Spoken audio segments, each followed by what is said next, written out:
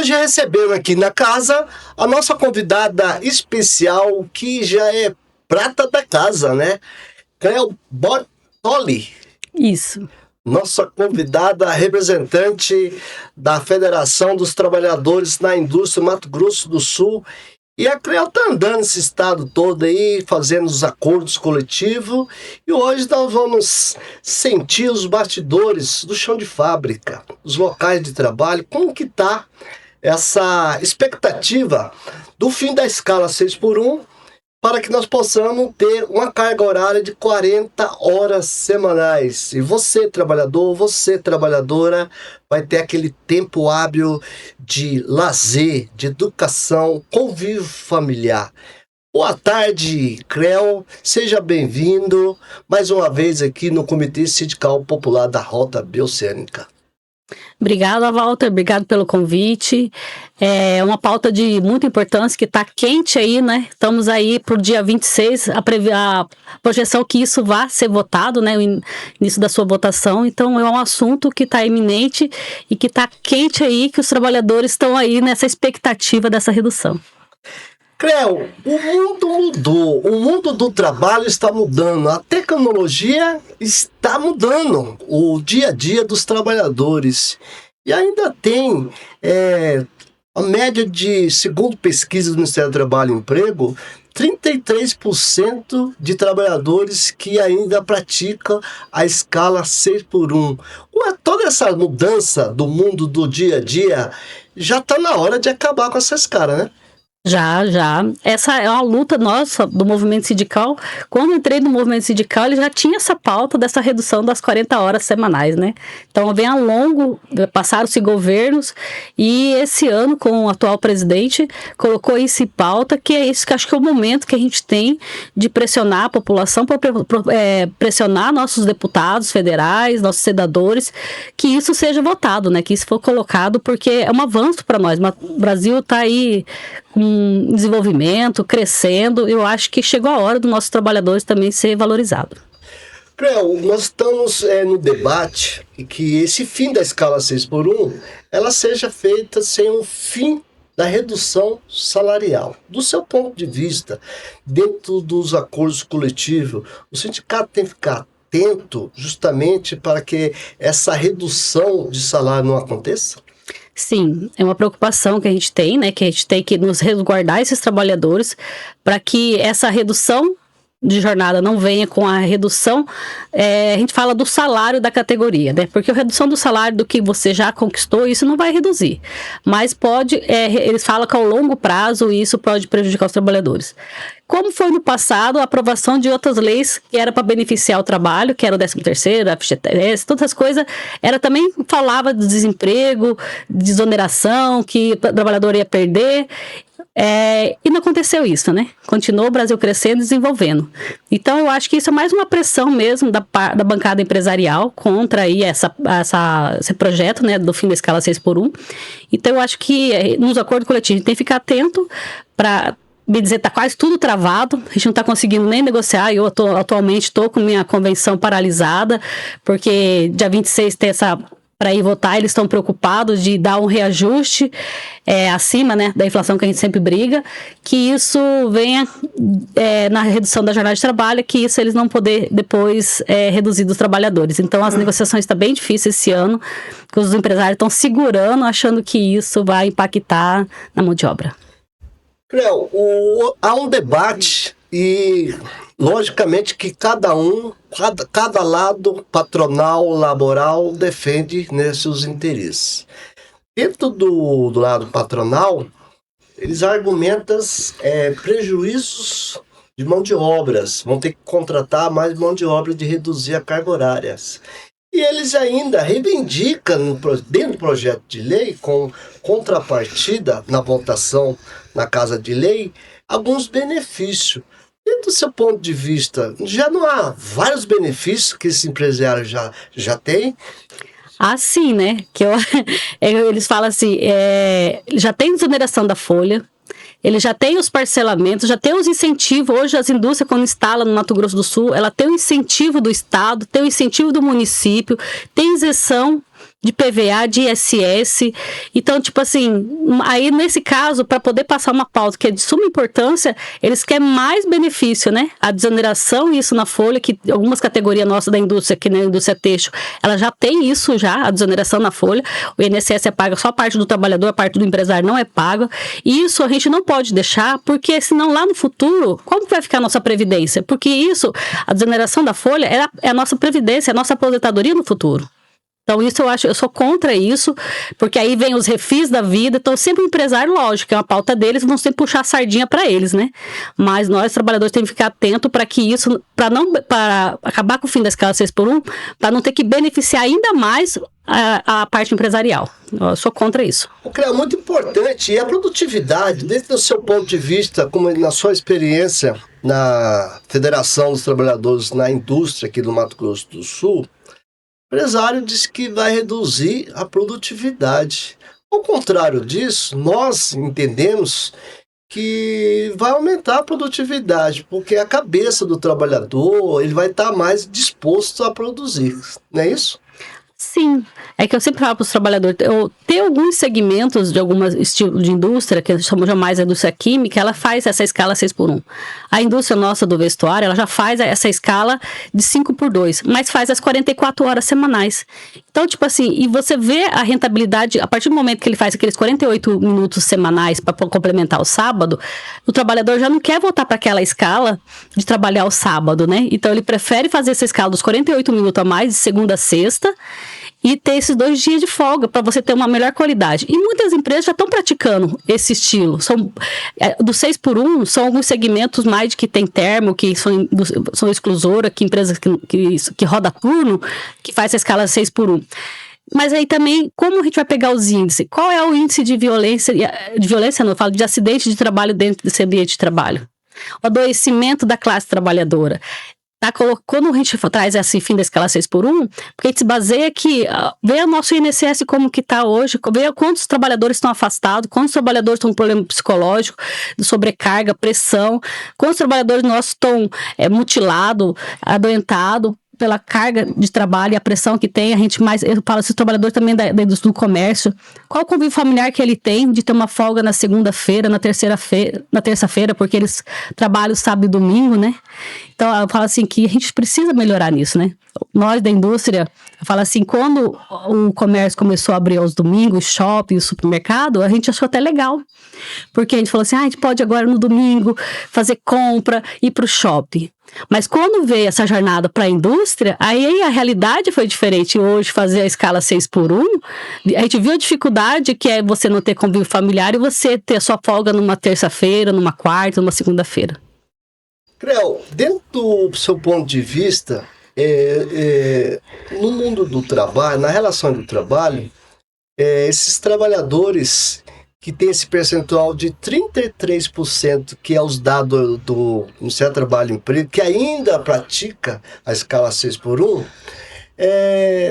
você já percebeu alguma atividade que ainda está precarizada ainda com essa escala ainda 6x1? Algum setor? No nosso caso, o setor químico, né? Setor químico, e eu falo do geral também, é o comércio, né? O principal, né? O principal, eu acho, desses 33% aí, a maioria é comércio. Né? Comércio. Comércio e serviço. Isso. Eu falo que eles estão, que a gente fala assim, que são shoppings, são supermercados, são o que não fecha, né? Eles não fecham nem pro Natal. Tem um ditado que fala que o capital quer que as pessoas vivam para trabalhar, mas os trabalhadores querem trabalhar para viver. E essa frase é uma frase muito bonita, é justamente que após o trabalho, viver com suas famílias, praticar o social com a sociedade.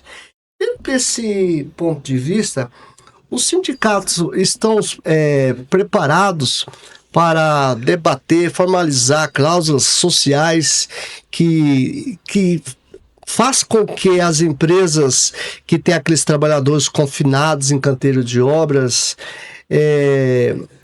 crie ambiente saudável para que esses trabalhadores possam praticar esporte, viver uma vida além do trabalho? Olha, eu falo assim que essa escala 6x1, por mais que seja um dia de folga, que eu falo que não é um dia de folga, é de descanso. Então, eu vou falar, eu como mulher e representante numa base que também, que a maior população do Brasil hoje é mulheres, e muitas mulheres chefes de famílias, muitas mulheres no mercado de trabalho, desses 33%, a gente tinha que ver qual a porcentagem de mulher, que eu acho que é maior do que o homem que está nessa escala 6x1, porque somos nós que estamos no comércio e no supermercado, que somos maiorias. Aí eu falo assim, esse 6x1, esse um dia, a gente sabe que esse um dia, para nós que temos a dupla e a tripla jornada, não é um dia de descanso. É um dia de você organizar a casa, de dar assistência para a família, é de você lavar uma roupa, é de você preparar a semana para iniciar a semana. E os sindicatos aqui em Mato Grosso do Sul, bem representados, vejo que a maioria dos sindicatos aqui tem um espaço de lazer, tem suas recreações para trazer o trabalhador no mundo social. É outra coisa importante, você falou sobre a mulher. A mulher, hoje nós temos debates de salários iguais, direitos iguais. E essas mulheres, elas, quando saem do horário normal de uma jornada de trabalho, ela vai para casa. E muitas delas não param. Aí ela vai cuidar do filho, vai cozinhar, muitos vão para casa. A dupla jornada. Do seu ponto de vista, alguns projetos ou algumas convenções coletivas já a proposta do auxílio paternidade, justamente para que o homem compartilhe algumas atividades domésticas com a mulher. Do seu ponto de vista, você acha importante esse auxílio paternidade? Eu acho sim. Porque eu falo assim, a gente tem que parar, achar que a responsabilidade de educar e criação dos filhos e dos afazeres domésticos e do cuidado, eu falo do cuidado quando a gente fala com nossos pais, com os entes queridos, é responsabilidade única das mulheres. E não é. E a gente tem que mudar essa cultura. E com isso eu falo assim, eu sou a favor, mas desde que esteja um programa de qualificar esse homem.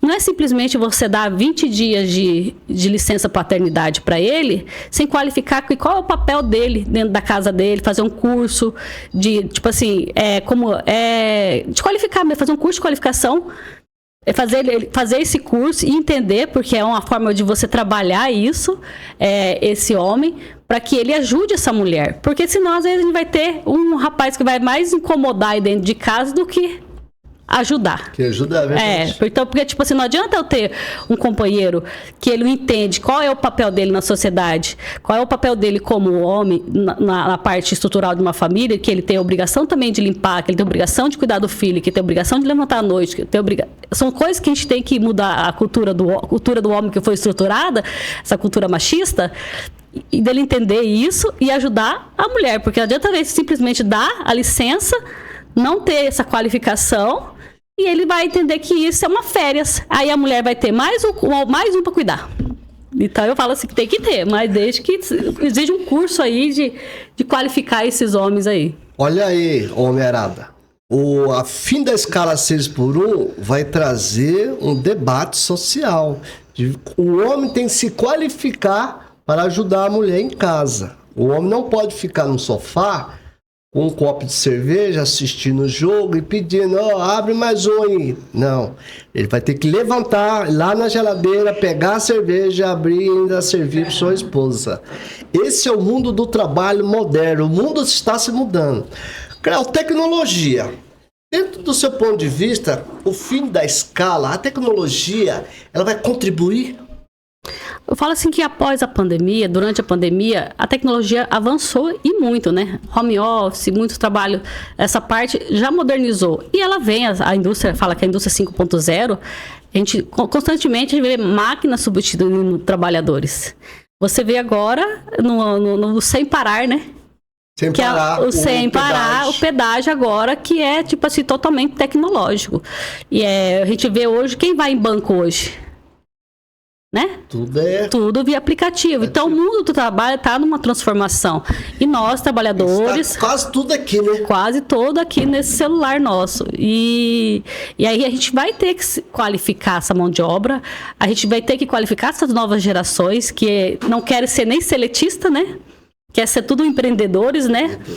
E aí eu falo assim, que a gente tem uma evolução, a indústria vem, a gente não vai retroagir, a gente vai avançar nisso, só que a gente vai ter que nos qualificar, a gente vai buscar mecanismo, tem categorias, tem funções que não tem como substituir a mão de obra, mas tem categoria que ela já está sendo já há bastante tempo, já perdendo a sua representação, a sua categoria, por causa da evolução tecnológica.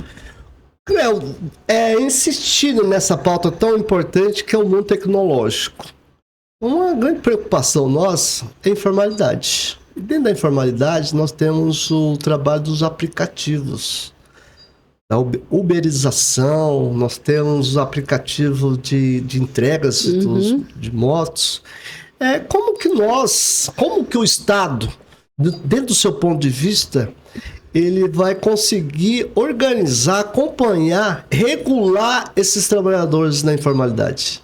É uma briga grande, hein, Walter? Porque a gente tem muitos que falam que eles fazem o próprio horário, mas ele está usando o seu instrumento de trabalho, um carro próprio, sem garantia da depreciação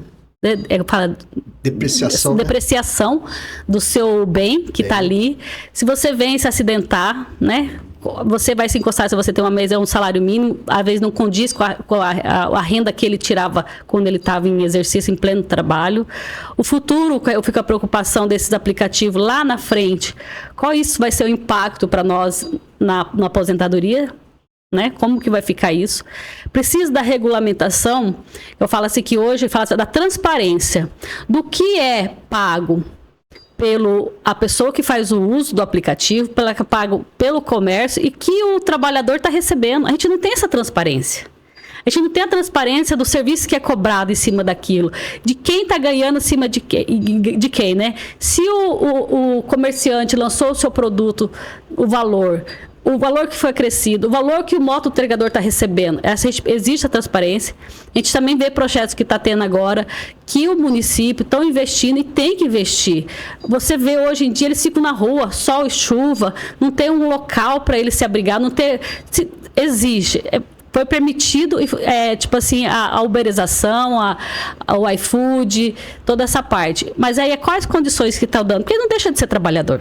Não deixa. Não deixa de ser trabalhador. Então, tipo assim, o Estado tem que ver, os municípios têm que ver nesse sentido de vamos regularizar o ponto de apoio, onde eles podem ter água, banheiro, uma estrutura mínima para eles ser atendido e poder exercer, já que eles não querem ir para a formalidade, eu falo assim, para o trabalho formal, quer ficar nessa parte de uberização, tipo assim, não quer que seja informal, não é informal, né? Mas ele fala assim, quer ficar nesse modelo de trabalho, então que o Estado também invista numa condição melhor para ele e que também a parte do governo federal que exige transparência no que é feito, o que é pago, que cada um receba o que é de acordo, mas que tem que ser transparente, que não é hoje.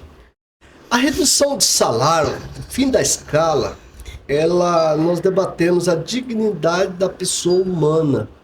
Nós debatemos a saúde pública, os direitos humanos.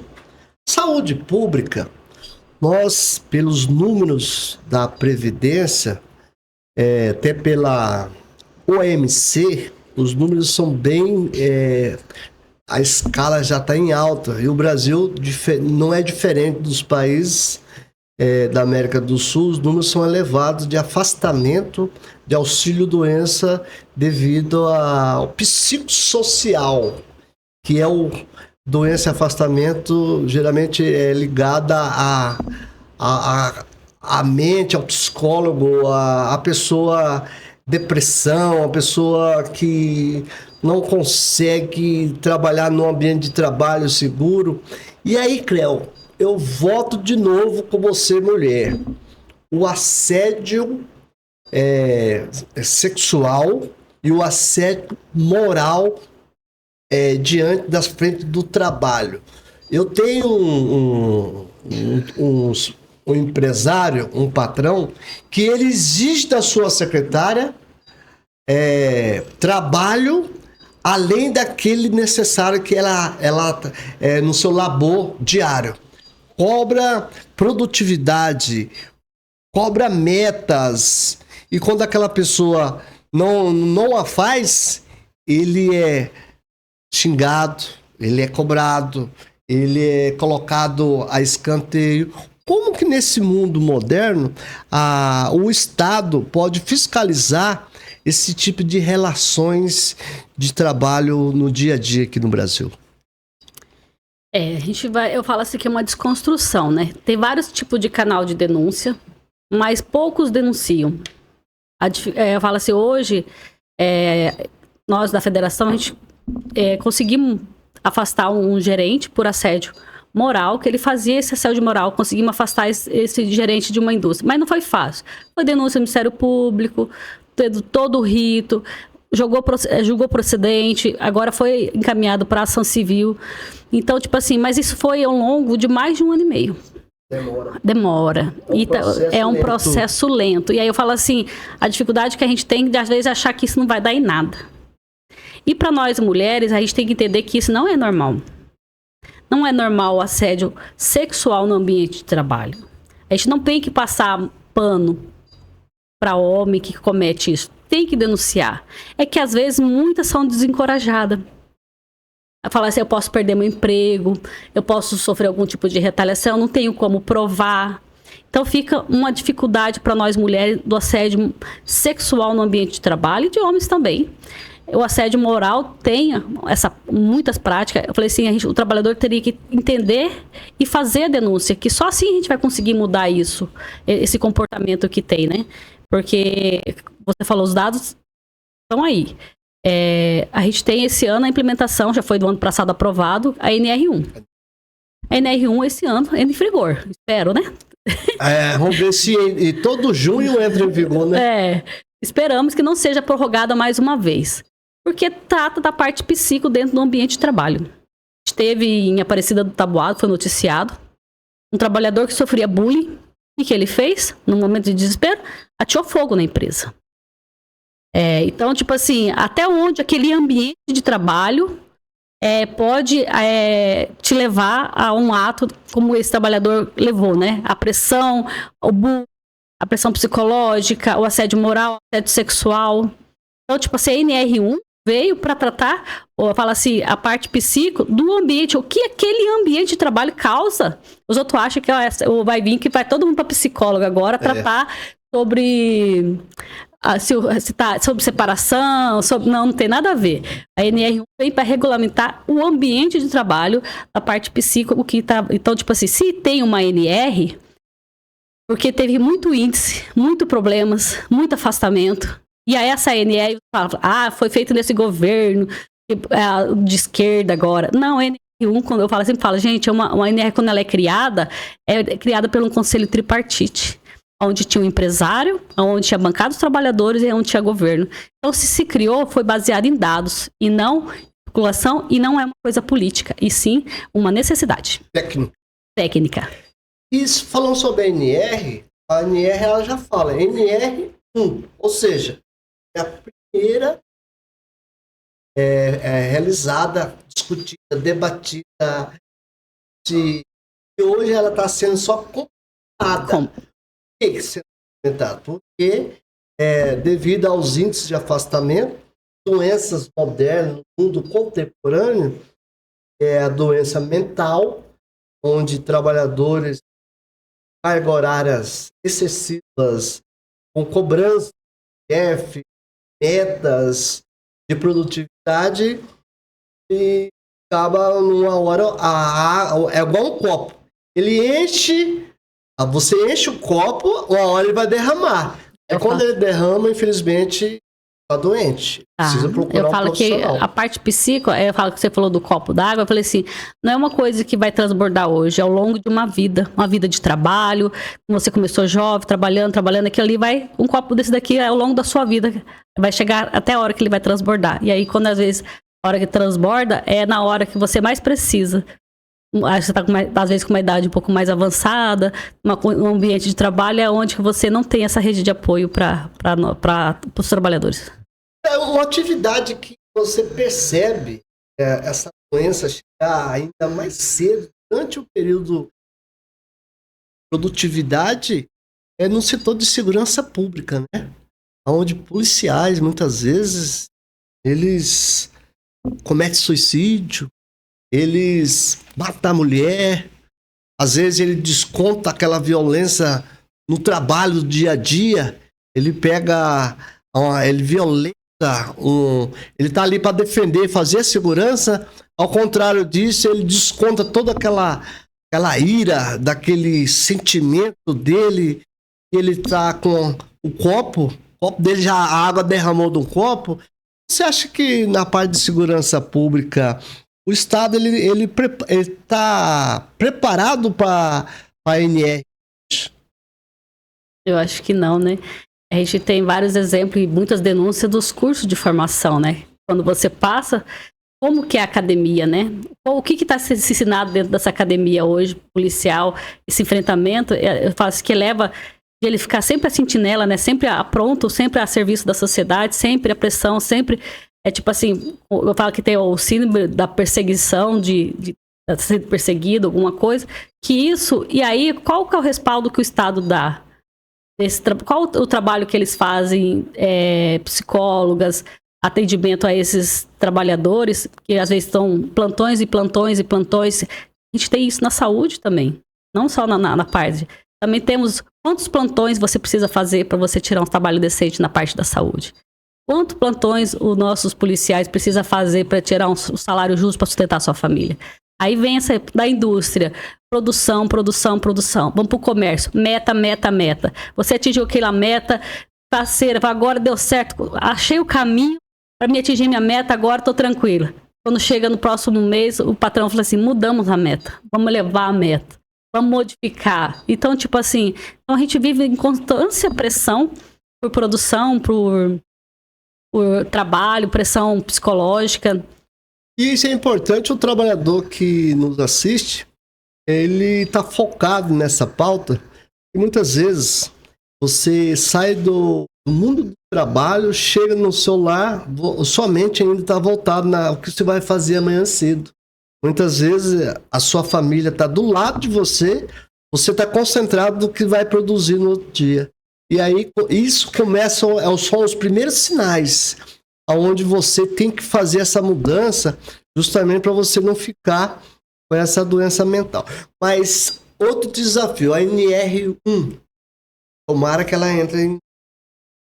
A NR1, ela trouxe a obrigação do gerenciamento dos riscos psicossociais. Eu estava recentemente, Creu, num evento lá na cidade de Corumbá, dia 28 de abril, agora 2026. Um debate onde esse gerenciamento, um cientista francês, o nome do evento era o segundo colóquio internacional de doença mental do Pantanal. E nesse evento, a discussão era sobre questão de o mundo do trabalho, como que a NR1, esse gerenciamento ia chegar nas empresas. Aí eu ouvi uma fala muito importante de um cientista francês, falou assim, é uma doença invisível. Nós vamos ter documento, mas nós não vamos poder se identificar. Porque se o gerenciamento, se a empresa não investir numa ação voltada ao trabalhador, de conviver com aquela relação dele de empresa-trabalhador, ela nunca vai perceber a diferença da mudança dele. Lógico que tem alguns sinais, né? Vai ficar meio calado, vai ficar nervoso, ele vai mudar um pouquinho a postura, ele vai mudar, vai dar os primeiros sinais. É importante a empresa ela ter justamente essa relação do servant com o gerenciamento da empresa, de gestão, para que eles identifiquem esse trabalhador nas primeiras mudanças do ambiente da relação de trabalho. Você acha que os profissionais hoje, no mundo da psicologia, juntamente com os médicos do trabalho, eles vão ter essa relação que vai ter um sucesso de identificar esses trabalhadores? Tem uma cartilha já disponibilizada pelo Ministério do Trabalho sobre a NR1, o passo a passo, todo o sistema. Eu acho muito importante que hoje está tendo muita oferta de várias empresas que vão atender a NR1, que a gente tem que ter cuidado com isso. Com isso daqui, a inteligência artificial, a gente tem que achar que você vai pegar isso daqui, jogar numa inteligência artificial, que você vai traçar e fazer perguntas para o seu trabalhador para você traçar o perfil e o problema que você tem, não vai. Então, o empresário tem que entender que ele tem que contratar pessoas qualificadas que entendem do processo, que vai fazer um questionário, que vai fazer as perguntas, que vai poder identificar o problema dentro da sua empresa. É que eu falo assim, às vezes a pessoa chega lá e faz, você gosta de trabalhar aqui? Questionário. Não é assim. A pergunta geralmente fala assim, o ambiente de trabalho que você trabalha está confortável para você? São formas de perguntar. Então, a inteligência artificial vai vir, os empresários têm que ficar atentos com essas contratações e esses produtos que estão sendo oferecidos. Eu acho que a gente tem sim pessoas qualificadas da psicologia, tanto do Ministério do Trabalho, para fazer um trabalho de excelência, mas que o empresário não pode se ludibriar com o que vem fácil. Tema fácil, que já vem engessado. Eu acho que é um trabalho que você tem que desenvolver, que você vai ter que ter contato com aqueles trabalhadores para poder você ver que cada atividade vai ser uma função e você poder realmente avaliar aqueles trabalhadores se ele tem algum problema. Acompanhar, na verdade, não é que ele tem um problema. Poder acompanhar esse trabalhador e poder traçar o perfil dentro da sua empresa e ver aonde está tendo o problema. Porque eu acho que todo empresário sabe aonde é o problema dentro da sua empresa. Ele tem que ter essa visão, né? Tem que ter essa visão. Então, não tem que pensar que uma inteligência artificial vai fazer isso. Tem que contratar profissionais sérios que trabalham na área, que ele possa desenvolver realmente esse trabalho interno de forma pessoal mesmo. É importante o kit gestão NR1, cuidado. Porque o profissional ele tem que saber o ambiente de trabalho, a cultura dessa empresa, do seu município, estado, a questões particulares daquele ambiente de trabalho. Não pode fazer o universo como se fosse todos os trabalhadores de todo o país, de todo, né, seja igual. Então é importante essa dica aqui, muito importante. O movimento sindical, Creus, sofreu muitos ataques nos últimos anos. Qual o papel do sindicato nesse novo momento do país? A gente criou agora até uma nova... eu tive no curso esses tempos, e a gente criou uma palavra que a confederação está usando muito, que é a sindicatofobia. Então, a sindicatofobia hoje, que foi colocado pelas mídias, pela parte empresarial e por muitos parlamentares, que foi o trabalhador ter aversão ao sindicato. É como se nós só retirasse a parte, que eles pensam que a parte financeira, a contribuição sindical. Ele não entendeu que foi retirado 142 artigos da CLT, direitos e conquistas ao longo de uma vida, de muitos que lutaram lá atrás. Então, eles não entenderam que não foi o problema da contribuição sindical, que foi o imposto compulsório, né? Obrigatório. E aí, com isso, eles acham que foi isso daí. Então, a sindicatofobia que a gente tem que trabalhar hoje, que é essa versão que o trabalhador, quando a gente fala assim, a gente é do sindicato, lá vem aquele povo, né? Mas qual é a entidade de classe que luta por direito, por igualdade salarial, porque uma negociação coletiva, a gente busca por igualdade salarial, a gente busca por condições de trabalho, a gente busca por valorização do trabalhador, a gente busca por uma PLR, tipo assim, quantos bônus, ticket, tantos outros benefícios. Quem que negocia isso para o trabalhador? Porque é o sindicato.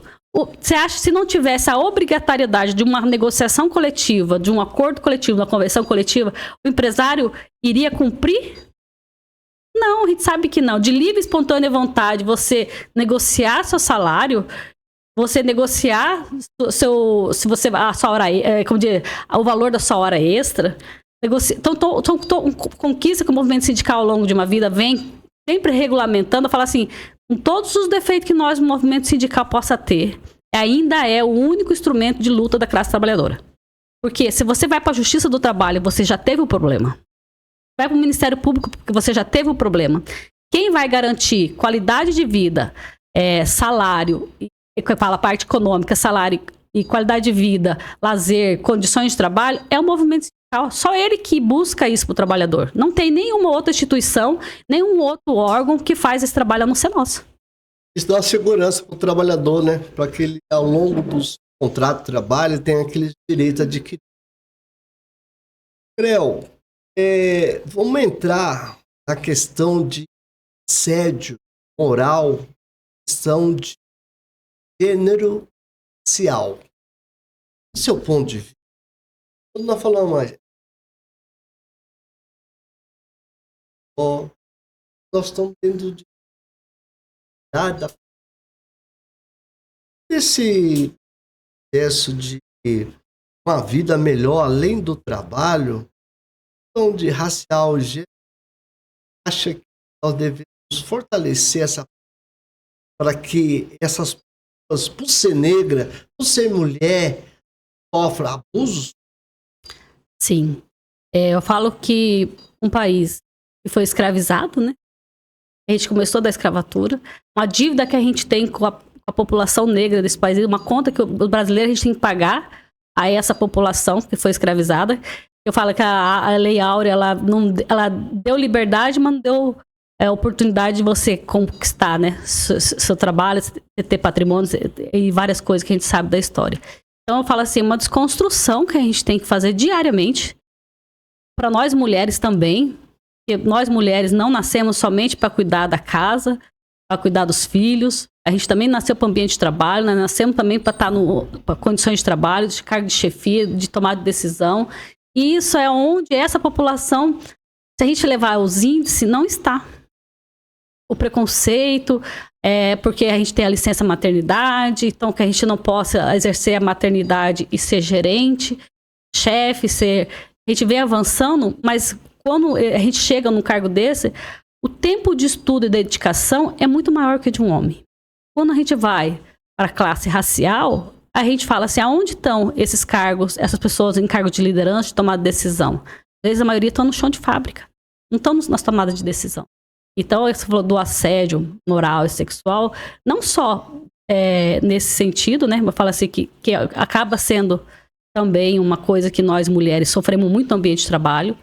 Quando a gente vai para mulheres negras, a gente fala da violência contra a mulher. Quando a gente pega os índices das mulheres vítimas de violência, as mulheres negras que são as maiores vítimas dessa violência. Quando a gente vai para o ambiente de trabalho, não é diferente. Quando a gente vai também, uma sociedade em geral, não é diferente. Então, a gente tem que mudar essa cultura. E aí, eu falo assim, aí vem a parte social, do que é sendo investido para desconstruir? O que está sendo, a sociedade está investindo em curso de... Esse ano eu vou ter, pela primeira vez, um evento só para homens da usina. Onde vai falar só para os homens sobre violência contra a mulher. Porque, às vezes, a gente faz evento para as mulheres. Nós, mulheres, não precisamos saber que a gente vive a violência. Então, a gente precisa conscientizar esses homens a não violência contra a mulher. Um ponto que me chama bastante atenção na forma de redução de jornada na frente de trabalho. E aí eu voto. Nós defendemos tarifa zero, nós defendemos transporte passageiro, com segurança, onde o trabalhador ele possa pegar um ônibus ao longo do trajeto, ele tem segurança na estrada. E você citou bem sobre a reforma trabalhista. Com essa reforma trabalhista de 2017, tirou a hora itinerante, né? E hoje, dentro da indústria, é uma realidade, muitos trabalhadores, eles, após sair da sua jornada de trabalho, eles demoram 1 hora, 40 minutos. Esse projeto não é... Do seu ponto de vista, é importante o sindicato observar esse longa distância. Importante dentro da negociação colocar um limite de horário. Para acrescentar, é importante que esses transportes possam oferecer a esses trabalhadores um ar-condicionado. Ele anda assim, diário, né? E a jornada extrapola. E do seu ponto de vista, é a favor do tarifa zero, para que esses trabalhadores tenham um transporte no final de semana para visitar seus familiares, num grupo lazer, e numa educação, e no cinema, e do transporte também de passageiro, de serviço, casa, serviço. Olha, eu sou a favor. Exemplo de Campo Grande, né? Eu falo assim, se há dinheiro do município, dinheiro do estado, que a gente viu pela trabalhador que entraram em greve por falta de pagamento, teve que o estado e município injetar dinheiro, e o dinheiro do estado e do município é dinheiro do trabalhador. Mais do que justo que seja colocado então tarifa a zero. Se é investido uma parte desse pagamento, toda vez que a gente vai ter um reajuste, aí para não ter o reajuste, a prefeitura entra com uma parte. Mas a prefeitura entra com a parte de quem? De nós trabalhadores. Então, na parte da tarifa zero, eu sou a favor. Se já tem, então vamos pensar numa política que seja tarifa zero para esses trabalhadores. Porque cobrar o preço que paga e a gente andar nesses ônibus que a gente anda aqui em Campo Grande é uma vergonha. Sem ar-condicionado quebrado, sem nenhuma estrutura, sem, tipo assim, superlotação, né? Os terminais nossos precarizados, não tem um banheiro decente para você ir, não ter uma água decente para você tomar, um bebedouro. Então, nessa parte eu sou. Agora, da indústria, eu falo pelo segmento no qual a federação representa, que é o sucroalcooleiro. Então, quando foi retirada a hora itinerary, é aí que eu falo e volto, quando o trabalhador lá, a sindicatofobia que eu falo, e acha que aconteceu lá atrás, no governo do Temer, que foi a reforma trabalhista, foi retirado isso. E é muito difícil, você sabe disso, a gente colocar no nosso acordo coletivo hoje e a gente reverter uma coisa que foi retirado lá atrás, porque a gente não tem nem a ultratividade mais nos nossos acordos. E aí a dificuldade de você, às vezes, bater numa cláusula e você não conseguir avançar outra, porque você falou, um acordo, né? Fica ali, coloca aqui, tira daqui, coloca aqui, tira daqui. Então, para nossa categoria, foi muito prejudicado. Qual é a frente de trabalho dentro de uma usina hoje? Então, você sai da sua casa, você chega dentro da usina, você pega um ônibus, você anda uma frente de trabalho, às vezes está 40, 50, 60 quilômetros da usina. Então, qual o tempo de deslocamento que você teve? Para quando você chegar lá na roça, lá você vai bater seu cartão. Lá que você vai cumprir suas 8 horas trabalhadas. E qual o tempo que você teve depois para você retornar? Então, quando você faz essa somatória, às vezes você ficou até mais de 12 horas à disposição daquela empresa. E isso foi muito prejudicial para o trabalhador. A retirada da hora itinerary, que a gente tinha hora itinerary no sucroalcooleiro. E tinha em outros segmentos também que a empresa disponibiliza o ônibus. E isso foi uma perca muito grande para o trabalhador. E aí eu falo que a reforma trabalhista veio. Se na Espanha, que é um outro país, conseguiu reverter a reforma trabalhista, e nós que não revertemos nenhuma cláusula até hoje. Então eu falo assim, o fim da escala 6x1 é uma pauta, mas o movimento sindical tem que se organizar e pressionar o governo e com seus parlamentares, todo, para que a gente seja revista a nossa reforma trabalhista. Então, tipo assim, foi retirado por um governo lá atrás e a gente não conseguiu voltar uma cláusula, cancelar tipo assim, não conseguimos avançar em nada dessa reforma que teve. É uma luta para nós trabalhadores, foi essa reforma trabalhista que foi feita daquela forma, depois do impeachment, sabe como que foi trabalhado isso, e veio prejudicar nós trabalhadores. E a hora itinerary veio isso, porque tiraram o dinheiro do bolso do trabalhador. Gente, eu estive num evento em São Paulo, segunda Conferência Nacional do Trabalho Decente. O presidente Lula ele fez um discurso sobre o fim da escala 6x1. Bateu num ponto muito interessante. A PEC, dentro da Casa de Lei, para a redução, o fim da escala 6x1, para uma carga horária de 40 horas, tem aquela responsabilidade de negociação do acordo coletivo, convenção, de colocar pautas exclusivas para combater essas atrasos de direitos trabalhistas, precarização, a palavra correta. As precarizações, impacto negativo que a reforma trabalhista nos trouxe. Uma delas, as horas em mas dificilmente na prática, você falou bem, nós não estamos conseguindo cláusulas nos acordos coletivos referente a esse tema, né? Uhum. Infelizmente, nós não conseguimos. Mas é uma bandeira de luta futuramente para que vamos reforçar as sindicais, as centrais sindicais, para que nós possamos ter essa bandeira de luta para voltar alguns direitos através do negociado sobre o legislado. E a outra atividade, que é uma coisa de muita importância para nós, quando você vai levar para o judiciário, a gente sabe que não é mais uma garantia que você tem mais. Então, a outra atividade dos nossos acordos coletivos, a preocupação que a gente tinha, já estava direito adquirido, né? A gente ia negociar além daquilo, né? E agora a gente fica nessa, quando vê-se um acordo aí, e nem sempre a gente consegue, né? A gente tem que ter abrir casa para renovar a cláusula que a gente já tinha conquistado lá atrás. Tem uma...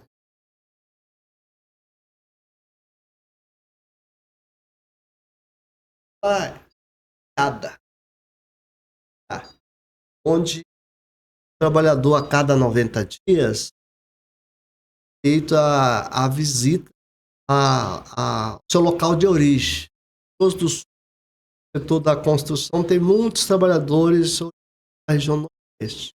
Esses trabalhadores a cada 90 dias têm direito de voltar ao nordeste, ficar 5 dias visitas familiares, justamente para socializar esses trabalhadores familiares.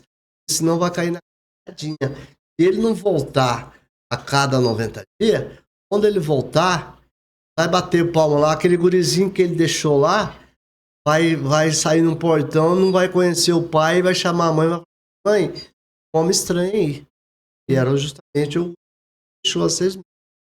Desse ponto de vista social, você acha importante que as entidades sindicais nas acordos coletivos mantenha essa baixada e estenda, aproveita essa oportunidade do fim da escala para socializar esses trabalhadores juntos?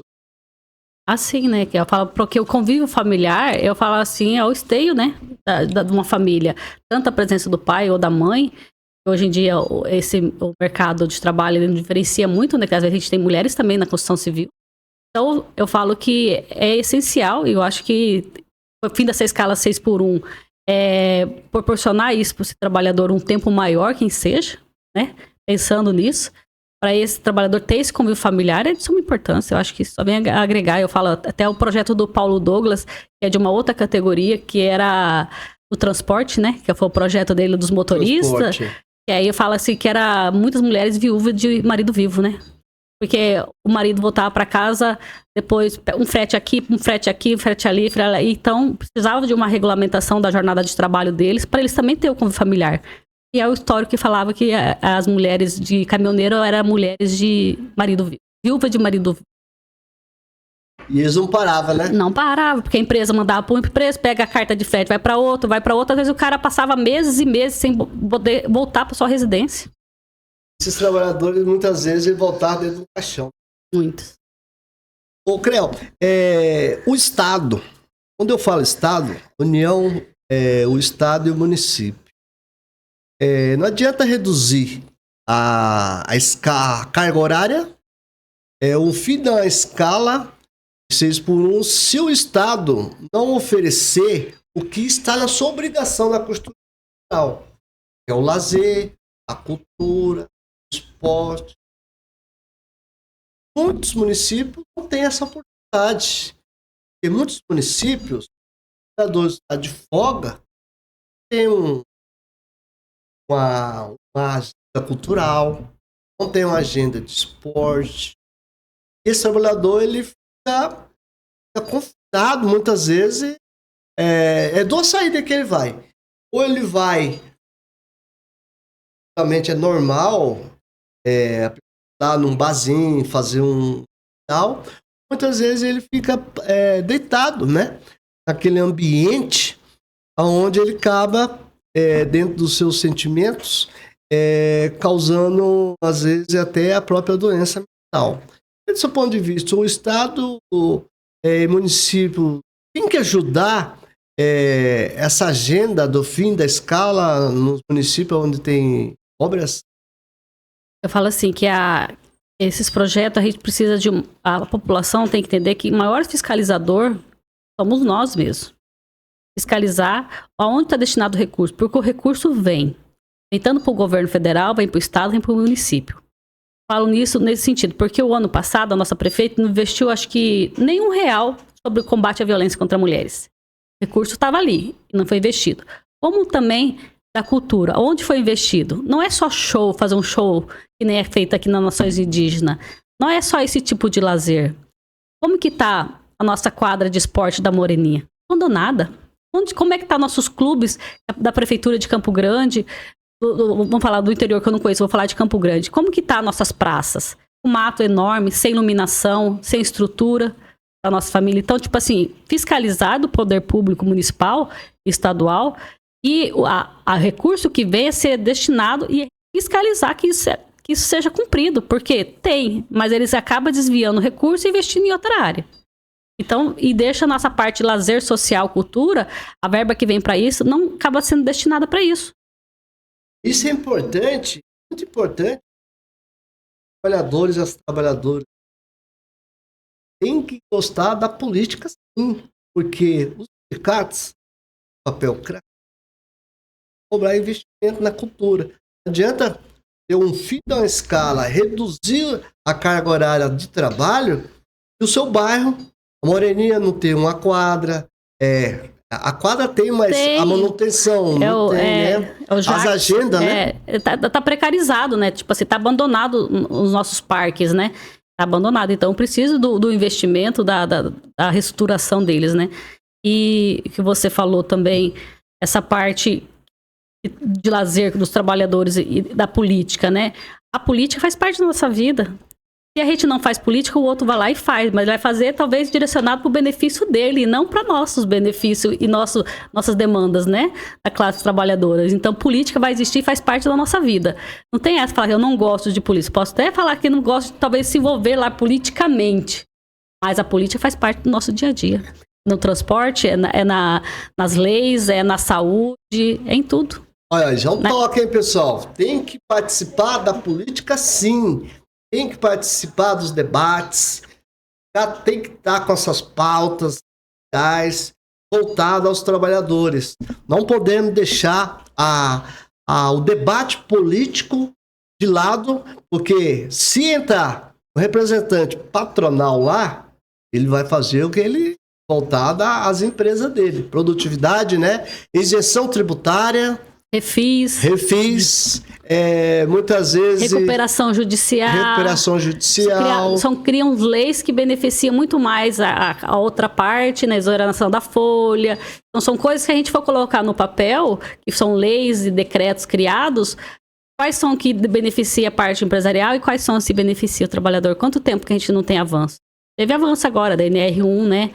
Está regulamentada, já existia, mas é tipo assim, espero que ela entre em vigor e venha mesmo para ajudar. Mas e quantas leis e quantos outros benefícios que foi criado para a parte empresarial também? Muitos. Então é importante fazer essa reflexão, ter representante, trabalhadores nas casas de leis, você tem que cobrar ao seu prefeito, ao seu vereador, ao seu deputado federal.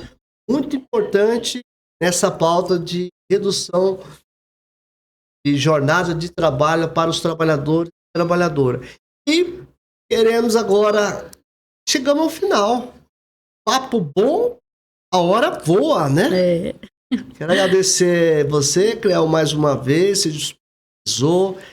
Uma sexta-feira, o seu tempo precioso, saiu das suas atividades para que nós possamos debater. Muito importante. Quero agradecer mais uma vez você pela... Obrigada, Walter. Espero que a gente esteja aí contribuído para alguns esclarecimentos, que a classe trabalhadora entenda que isso não vai trazer prejuízo e sim avança, a classe patronal entenda que isso é o trabalhador trabalhando com mais sem tanta pressão, com mais descansado, vai produzir melhor. E que no dia 26 a classe trabalhadora tenha êxito, que esses deputados federais votem com consciência e votem em favor da classe trabalhadora, que seja aprovado o fim da escala 6x1, uma jornada de trabalho 44 horas semanais, que muito fala assim, mas eu não faço a escala 6x1, eu trabalho de segunda a sexta. A gente concorda, mas você faz as 44 horas semanais, então os 48 minutos você vai ter para cuidar de você, para o seu lazer, eu falo para você vai ter esses 48 minutos, que vai vir para descanso mesmo do trabalhador e vem para a categoria não ser tão assim prejudicada, porque os 46, mas é o transporte, é deslocamento para casa, todo aquele trabalho que a gente tem. Então, que a gente tenha isso no dia 26 aí, que a classe trabalhadora possa sair vitoriosa aí.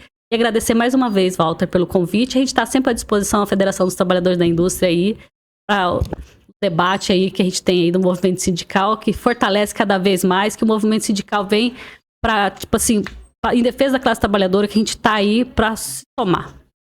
Olha aí, que bonito. A CREL, ela é uma convidada sempre, seu conhecimento, seu movimento sindical, fortalece o debate. Jornada de trabalho, a redução é saúde, dignidade humana, política social, tudo traz em favor para os trabalhadores. Fica com Deus, Deus abençoe a todos e a todas. Tamo junto.